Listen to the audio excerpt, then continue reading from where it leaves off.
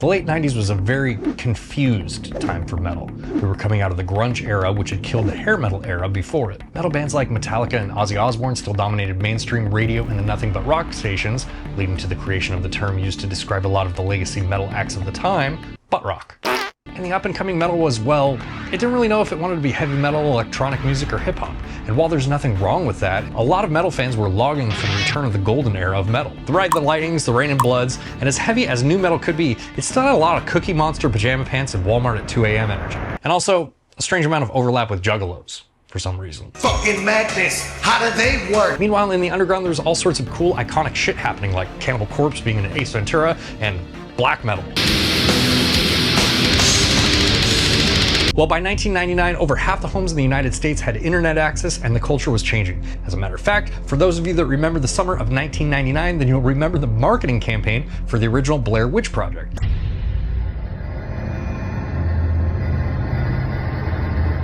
I can see you. I'm real excited about this. Thank you for the opportunity. I'm very glad. It was advertised as a real movie in the trailers, and when you went to search for it on AOL or Ask Jeeves or whatever, you'd be directed back to the website, which was a mock 1.0 website that had all of the evidence from the missing persons case. I'm gonna stop doing the quotes, I think you get it. My point is, we as a species were really gullible in 1999. I mean, we thought the world was gonna end because computers didn't know what to do on New Year's Day 2000. Y2K it's called. It's a date related to computer glitch that'll hit when the year rolls over to a 000000. Times were changing, and so were the distribution methods. Napster launched in June of 1999 and quickly gained popularity, especially among millennials, because we knew how computers worked. Ted Barnett is a longtime Napster fan, and for him, Napster isn't the only way he gets music. He still buys the CDs. And you willing to pay for it? Yeah, I'd pay. I've thought about that. I'd probably pay as much as $9, $10 a month, something like that. In fact, though he's used the service a lot, he feels that the artists deserve a fee. We fucking ruined music, Ted, go back! We fucking ruined it! If any of you experienced this early era of music distribution, then you remember how dramatically it changed the access to music. As a result, the industry had to change too. But I'm getting ahead of myself, because before we got to that point, there was an album that released coincidentally the same month as Napster launched that completely changed nu metal. And that was the self-titled debut by Slipknot.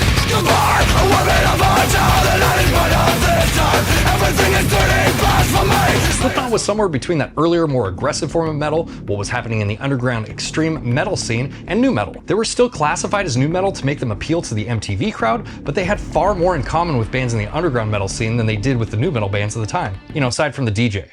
That was pretty nu metal. I'm sure I don't need to sit here and wax philosophical about how meaningful this band's introduction was, and you're primarily here to do some tone questing, but I wanted to set this up like this because to me, these videos are a lot more than trying to make a guitar sound like a certain thing. I want to dive into these albums and the lore, and to be frank with you, I'm more interested in understanding the history that we could piece together from studio notes or interviews of why these bands made the choices that they made, more than I am nailing the exact sound that they used. Also, I just want to have fun. There's some important gear things that I want to talk about with this album. The first is that we are primarily looking at mix gear for the first album since Jim joined the band during the recording of the first record, and as a result, didn't contribute as much to this album. During that time, Mick was using an Ibanez RG560, a Rocktron Piranha preamplifier, and a Mesa Boogie 295 power amp. He also utilized a Carvin 4x12 cab with Eminence-made BR100 speakers. Put a pin in that. It's going to be important later. Now, I don't have the Rocktron or the Mesa power amp, but that's okay because I want to focus on what I consider Slipknot's first truly formed sounding album, and that's Iowa. And also, I kind of stopped listening after that. That's why I called Volume 3 Chapter 3 in the poll for this video, so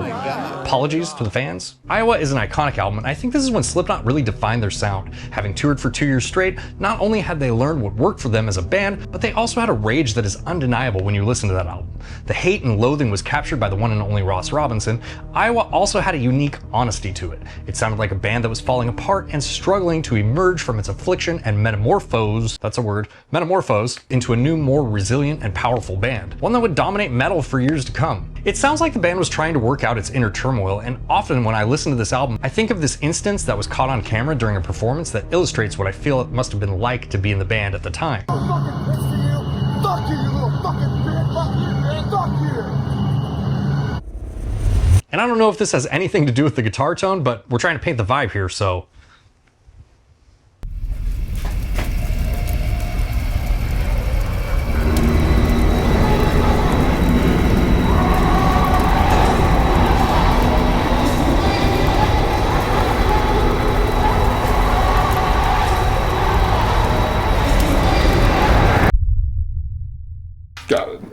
Alright, so when searching around for what gear was used during the recording of Iowa, I came across a bunch of different things. Everything from 5150s to Marshalls. People have a lot of opinions on what was used. But there's a couple of articles that seem pretty credible to me. The first is an article from Guitar World in August of 2001, where Jim and Mick were interviewed about their guitar rigs for the then new album, Iowa. Quote, Root used a Strat-style BC Rich for most of the recordings, split between two heads, a PV5150 and an old Laney. He said that he was replacing the Laney with a Mesa Boogie DC-10 when he went out on the road, but he wanted to keep his live sound as close to the album as possible. Thompson, who refers to himself as a complete gear dork, my kind of people, uses a plethora of custom BC Rich Warlocks and VHT Pitbull Ultra Lead amps. We're gonna put another pin in this now, but moving on. There is another interview with Mick Thompson from Music Radar, and this is going to be the primary source of lore for our tone questing journey. The following is an interview in reference to his VHT Pitbull head and Carvin 4x12 cabinet. This is what I used on Iowa and Volume 3. To be honest, pretty much all touring until then, as I switched to Rivera. I think the Carvin cabinet was even used on our first record and touring around it. I remember I always used to see VHTs in magazines, and when we played our first show in London at the Astoria, there was a guitar shop right across the street. I walked over and they had a Pitbull in there. I plugged in and pretty much shit myself. I couldn't believe how monstrous it sounded. When I got back, I sent a couple of emails saying, I don't care what I have to do, but I need a couple of these VHTs. Honestly, I would have done some rude shit to get my hands on some. I don't know what that means, but continuing. Those old gray carpet Carvin cabs are really heavy, and they switched to Tolex or whatever and started making thinner cabs that didn't weigh anything. These old ones sound really beefy with these Eminence made BR100 speakers that were originally stock. There's just something about it. When we did our first record, I took my Carvin cab, a Rocktron Piranha, and a Boogie 295 power amp. We fed it through every speaker in the room, and the Carvin cab sounded the best. Other bands tried plugging into those cabs and they just didn't work for some reason.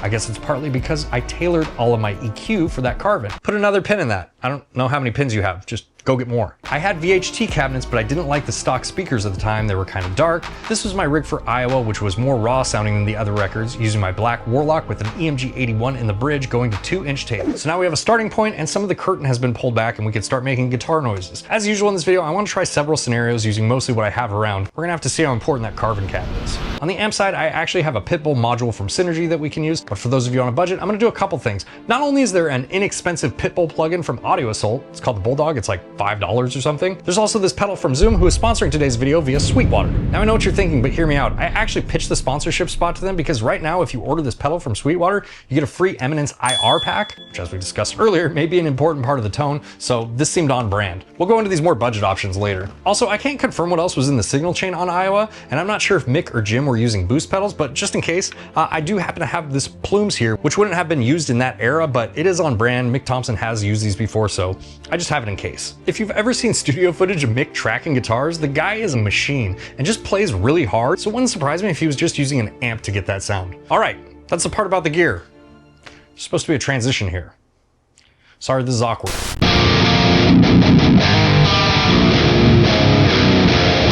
All right, guys, here we are. I'm using the Synergy 50-watt head. I have the Fright Pitbull module in here. I do have a Plumes plugged into the front of it. Now, obviously, this would not have been used back then, you know, 2001 when this album was recorded. It's just there in case we need it. We might not even use it. Speaking of things that are a little bit out of chronological order, I'm using a Jackson Soloist for this video. The reason I'm using a Jackson Soloist is the one BC Rich that I have actually has a DiMarzio, like a passive DiMarzio in it. So I figured, you know, like Mick Thompson's been known to use Jackson Soloist. It's a solid mahogany neck through guitar with EMGs. It's probably very similar sounding to those BC Riches that he used during this era. So, you know, if you want to actually me, go ahead and do that down in the comments, but I just want to explain why I'm doing this. We're also using a Mesa Boogie 4x12 with V30s. Obviously, that's not what was used back then. I am recording the DI out of the head with this load box right here. I will throw that Eminence IR that I talked about earlier on in post. We'll kind of like A/B between the cabinets. And I'm gonna use that to determine whether I need to go on the hunt for a Carvin cab, like how important that is in the tone, which I'm already feeling like I need to, probably just because I like buying gear. You know, don't judge me, you like doing it too. But anyways, this is what this sounds like.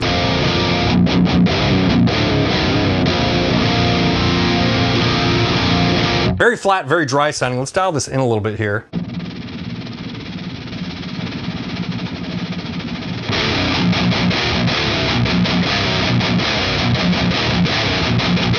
Very pissed sounding. The VHT Pitbull is definitely a pissed off sound. And how close is this module to the actual amplifier? I'm not really sure. I don't have a ton of experience with VHT Pitbull amplifiers, but we're probably in the ballpark. One thing that I wanted to point out when I was going through all these interviews and listening to Mick Thompson talk about his guitar tone, which I did a ton before. These videos take a long time because I try to really immerse myself in the songs and listen to them a bunch and listen to a bunch of interviews and blah, blah, blah. But anyways, when I was listening to those interviews with him talking about his guitar tone, he talked about how he liked scooping his tone a lot.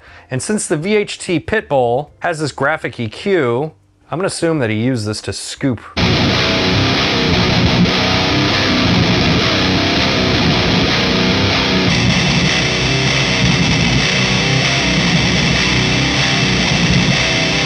You know, there's something about that tone on Iowa that's very like crunchy in the mid-range and very like, I don't know, it almost pokes out in the mid-range, whereas the V30 to my ear almost sounds like mix ready, like it pokes out in the high mids. And I can adjust this EQ to push 1000 hertz, but then it makes like the distortion wrong. I'm gonna find out when I edit this portion I'm listening to the IR.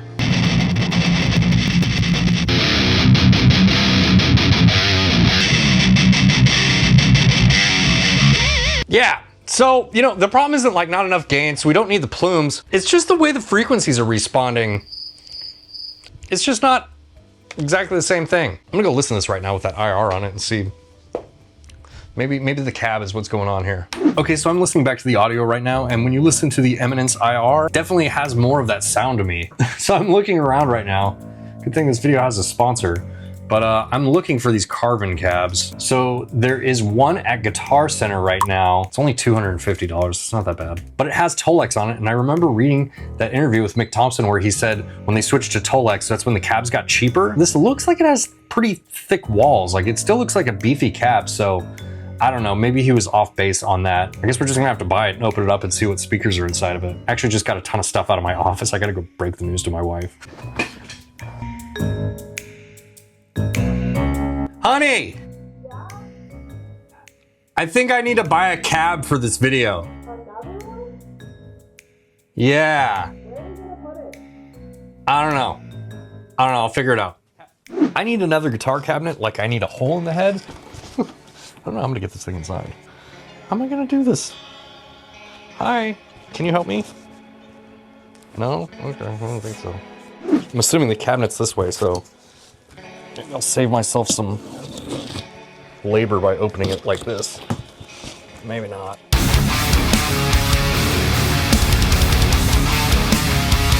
Funny enough, I think that for someone like me that actually like ships stuff out, you know, like I might sell guitars or whatever, I think it kind of justifies the shipping price because you end up getting a lot of void fill that we would normally pay for. So I'm just justifying buying cabinets to myself. Don't listen to me.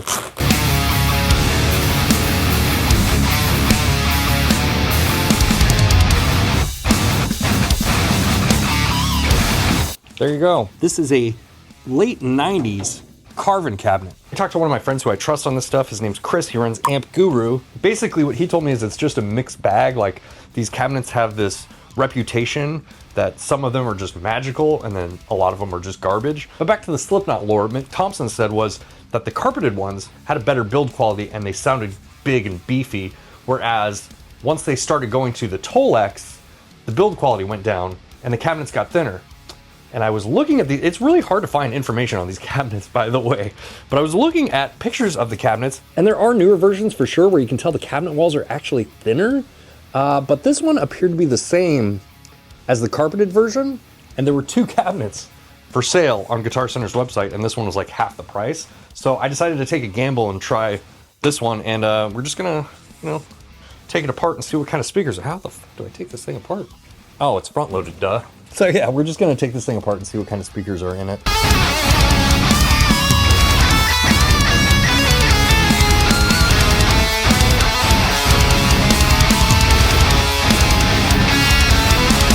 Okay, so these don't actually have any markings on them. I believe I've seen these speakers in these cabinets though, so I'm gonna have to look them up and see what exactly they are. Nothing on here other than this mark right here on the cone, and then this right here on the label. I'm just gonna look this up and see if I can get any information on the speaker real quick, and yeah, we'll see what it is and we'll pop it back in there. The cab though appears to be really solid construction. It's all plywood, you can see, and then it actually has, you know, one of these cross-section support beams in there.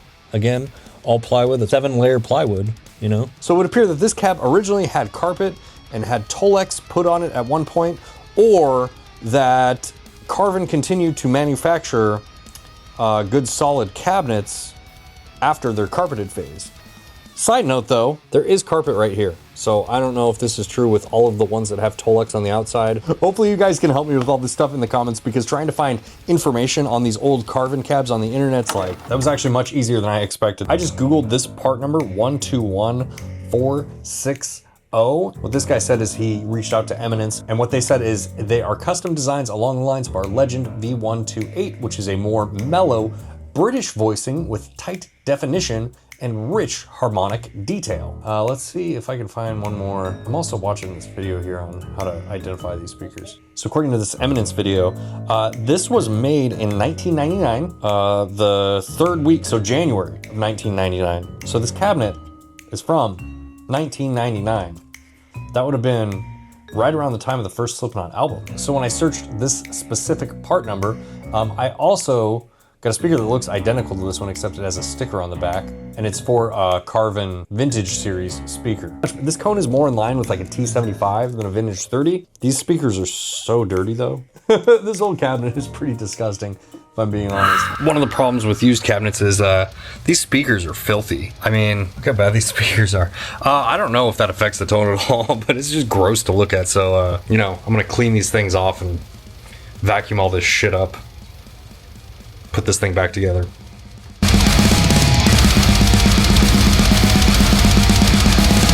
And if you would have told me at the beginning of this, like, hey, dust affects your speakers and your tone, I would have been like, yeah, what, that's some crazy conspiracy theory. But how much dust was on these things? It's like, yeah, probably actually, because, you know, like dust bunnies on these speakers. I guess that's the downside of having this like metal grating on your speaker. It doesn't keep the dust out, so shit gets dirty. All right.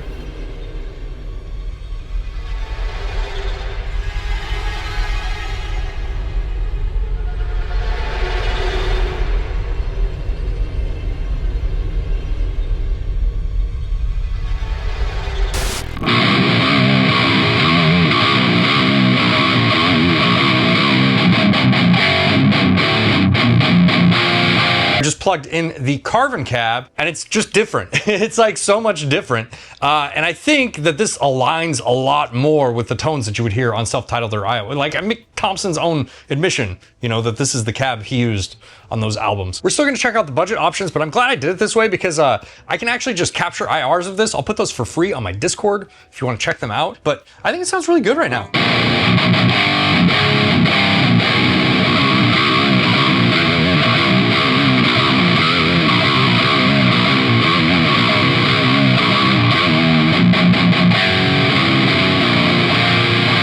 But this cabinet is much more mid-focus, like it sounds almost nasally in a way, which is really interesting because if you remember the article that I talked about earlier where Mick Thompson was talking about it and he said like other bands plugged into his cabinet and it sounded like shit, basically, but that when he plugged into it, it sounded like magical or whatever. And he just attributed that to the fact that he had dialed in for that cabinet, which makes a lot of sense. Especially makes a lot of sense with this being such a nasal mid-range cabinet, with him liking to scoop his mitt. Maybe that's why he liked it so much. I also realized the other day that I actually have a picture of his, let's just go to the picture that has his settings of his pit bull on it and let's dial that in first and then we'll just kind of go from there. I was looking at my notes for this the other day and realized like, you know, what the f are you doing? Like you have a picture of the actual settings.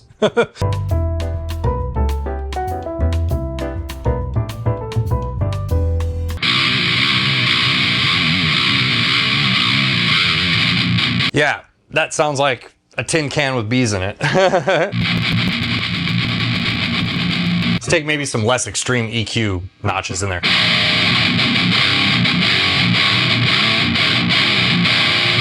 Okay, to me, that sounds like a scooped mess.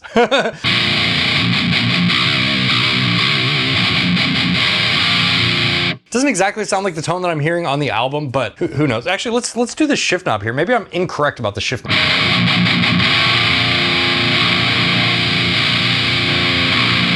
Sounds better with the shift knob in the up position. I don't know if that is in or out on the amplifier, but I don't know, it's just not doing it for me. It's really not. Like I thought it sounded better earlier. You know what, let's take the EQ out.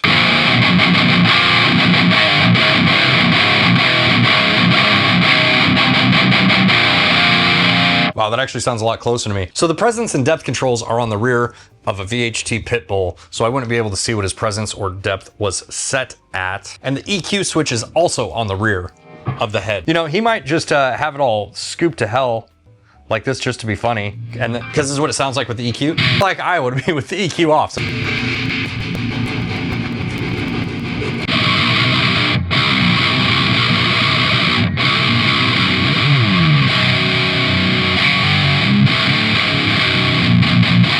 okay, I think this cabinet is a crucial part of the tone and the vibe for me personally. And a lot of it has to do with that nasally mid-range. V30s kind of have a nasally mid-range as is, but this one's way extreme. It's way more nasally than a vintage 30. And you know, I don't know how much of that is the cabinet construction, how much of it is the speaker. You know, you guys can chime in your thoughts in the comments on that. But you know, I think it's a vibe. I think it's a vibe. I think we got it there. Let's just boost it for funsies. Why not? We're here, right?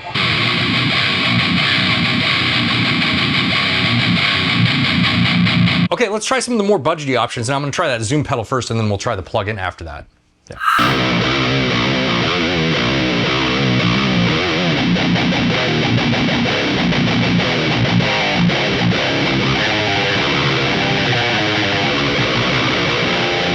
Okay, so I'm plugged into budget option number 1. This is the Zoom MS80 IRX, which is like an amp sim pedal, the IR loader. This is one amp that I have dialed in that I thought was like close. You know, we don't have a VHT Pitbull in this with the 5-band graphic EQ. But again, I included this because it comes with that Eminence IR pack. The way that I'm hearing this right now and that you might be hearing this, I'm just running this pedal directly into the return on my tube amp expander. So I'm just using power amp in the tube amp expander.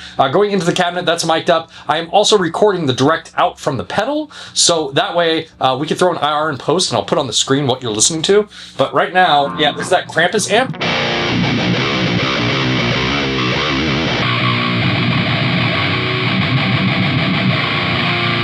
There's one other one that I thought sounded pretty, maybe even a little bit closer than that one, and that is the Diesel Drop.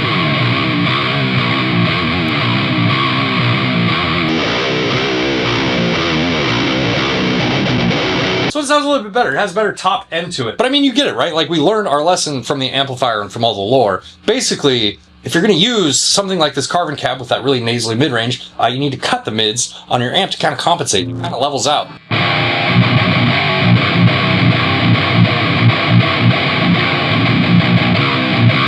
Okay, I have the Bulldog opened up here from Audio Assault. If you're not familiar with them, they make very, very affordable plugins.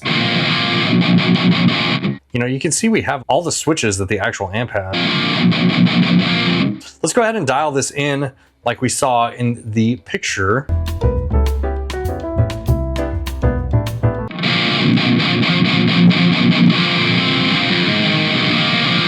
And then I have the IRs that I created from that Carvin cabinet. I made one with an SM57 and a VR1. It's the same exact miking configuration that I used in the whole video.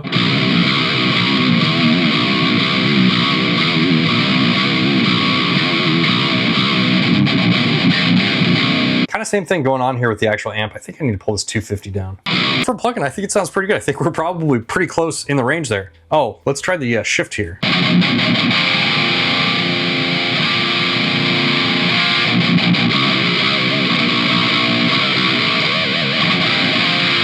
Now, of course, when we're dialing in with the picture, you know, that's just a picture that he took in his basement. He's probably dialing in his amp much different in his basement than they were in the studio. You got to take all of this stuff with a grain of salt. You know, at the end of the day, what we're trying to do here is just have a good time, have some fun, dial in some Slipknot tones, play some riffs.